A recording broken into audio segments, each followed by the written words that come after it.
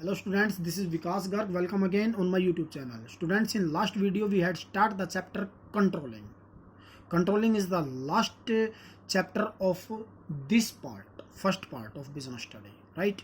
And today in this video we will do the controlling process. Total there are 5 steps of the controlling process.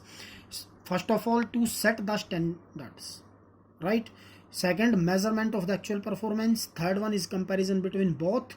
Fourth one is analyzing deviation or find out the deviation. And next one is last one is the taking corrective steps. देखिए, आप जिस प्रकार से ये graph बनाया जा रहा है आप उसी प्रकार से एग्ज़ाम के अंदर बनाइएगा. जो एग्ज़ाम में आपको मार्क्स मिलते हैं ये काफ़ी हेल्पफुल होते हैं आपके मार्क्स इंक्रीज करने में. देखिए, कंट्रोल प्रोसेस क्या होता है स्टूडेंट. सबसे पहले मैंने आपको बताया टू सेट द स्टैंडर्ड्स और सेटिंग परफॉर्मेंस स्टैंडर्ड.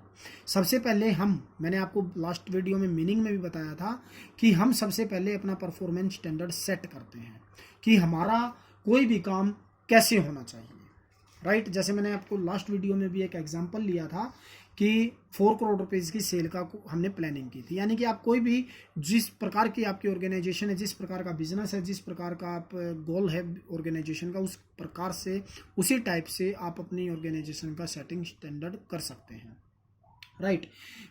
बट आपको ये ध्यान रखना है जब आप ये स्टैंडर्ड सेट करते हैं तो आपको ये ध्यान रखना है स्टूडेंट्स कि ये मेजरेबल होना चाहिए. मेजरेबल का मतलब होता है ये मापने योग्य होना चाहिए. हमें ये देखना चाहिए कि हम जो स्टैंडर्ड सेट करेंगे क्या हम इसको मेजर कर सकते हैं या नहीं कर सकते हैं, राइट. ये रीजनेबल होना चाहिए स्टूडेंट्स. रीजनेबल का मतलब ये होता है स्टूडेंट्स कि वो इजीली अचीव हो जाए. ऐसा हमें सेट नहीं करना चाहिए स्टैंडर्ड कि वो फ्यूचर में कभी हो ही नहीं सकता. जैसे मैं एक एग्जांपल लेता हूं. मान लो हमने स्टैंडर्ड सेट कर दिया कि भाई जो हमारी 1000 यूनिट्स, मान लो कोई भी चीज़ है, सपोज कीजिए मैं एग्जांपल लेता हूँ हमारा शूज़ का बिजनेस है, राइट. और शूज़ का हमने सेट कर दिया 1000 पेयर जो है 1000 शूज़ के पेयर पर डे वो मैन्युफैक्चर होंगे. 1000 पेयर शूज़ के पर डे मैन्युफैक्चर होंगे. सपोज कीजिए हमने स्टैंडर्ड सेट कर दिया, राइट. ये मेजरेबल हो गया. रीजनेबल होना चाहिए. रीजनेबल का मतलब ये है कि मैंने आपको बताया वो अचीवेबल होना चाहिए. ये नहीं होना चाहिए कि क्योंकि हमारी मशीन की कैपेसिटी ही सपोज करो 1000 की नहीं है तो हम कहाँ से कर पाएंगे. सपोज कीजिए एक ऑर्गेनाइजेशन के पास 4 मशीन्स हैं और एक मशीन की कैपेसिटी जो है वो 300 शूज़ तक करने की है. तो उसके पास 4 मशीन्स हैं तो उन्होंने क्या किया, थोड़ा सा गैप भी लेके चलते हैं. तो 1000 पेयर्स पर डे का उन्होंने क्या कर दिया, स्टैंडर्ड सेट कर दिया. तो इस प्रकार से स्टूडेंट्स ये मेजरेबल होना चाहिए, रीजनेबल होना चाहिए. इसके साथ साथ ये फ्लेक्सिबल भी होना चाहिए.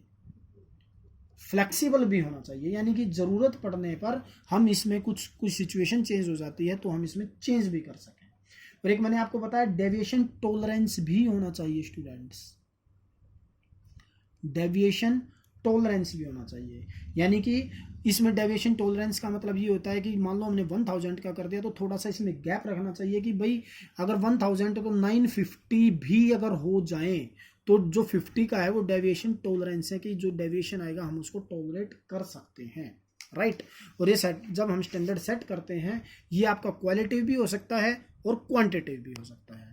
नेक्स्ट आता है students measurement of actual performance. देखें हम इसी एग्जांपल को कंटिन्यू करते हैं.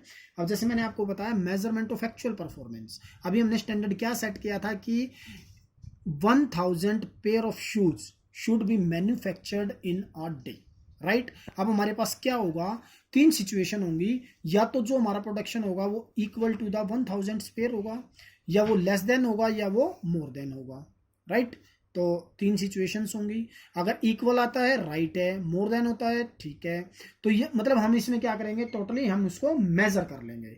और जो ये मेजर कर सकते हैं स्टूडेंट्स, हम क्वालिटी के साथ भी कर सकते हैं और क्वांटिटी के साथ भी कर सकते हैं. कई बार क्या होता है, अभी जैसे मैंने आपको बताया क्वालिटी और क्वांटिटी. अब मैंने कहा 1000 तो ठीक है, 1000 यूनिट्स पर जो डे है वो बन गया, बट क्वालिटी उनकी बिल्कुल बेकार है.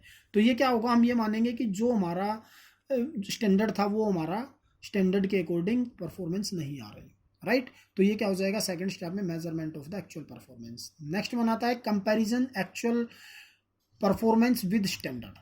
यानी कि जो जो हम मेजरमेंट करेंगे एक्चुअल का स्टैंडर्ड के साथ करेंगे। अभी जैसे मैंने आपको बताया हमने टारगेट फिक्स किया था 1000 पेयर का, और सपोज कीजिए हमारा जो 50 का हमारा टॉलरेंस था, हमारा जो मैन्युफैक्चर हुआ सपोज कीजिए वो बना 850, तो ये हमारा 850 यानी कि 150 पेयर्स कम बने। वो हमारा कब हमें पता चला, जब हमने इन दोनों को कंपैरिजन किया। नेक्स्ट आता है स्टूडेंट्स, यानी हमने इनका जो 150 का आएगा हम इसको बोलेंगे डेविएशन, राइट, हम इसको बोलेंगे डेविएशन। अब बात आती है एनालाइजिंग डेविएशन।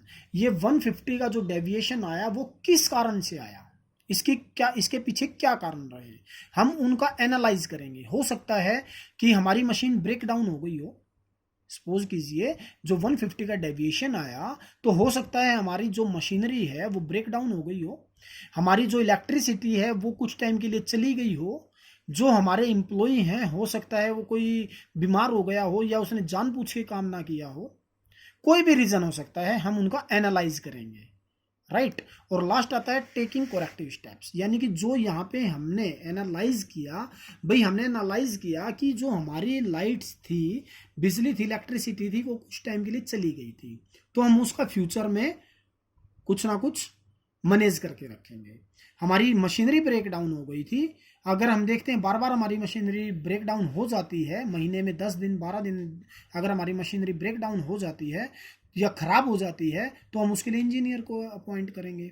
हमारी इलेक्ट्रिसिटी बहुत ज़्यादा परेशान करती है, हम जनरेटर का मैनेज करेंगे। हमारा रॉ मटेरियल ख़त्म हो जाता है, हम रॉ मटेरियल का क्या करेंगे, पहले ही उसको ऑर्डर दे के रखेंगे। यानी कि जो भी रीज़न होगा स्टूडेंट्स, हम उनको टेकिंग करेक्टिव स्टेप्स लेंगे ताकि जो फ्यूचर में हम काम करेंगे उनके लिए ये प्रॉब्लम ना आए। तो स्टूडेंट्स ये थी हमारी टोटल कंट्रोल प्रोसेस।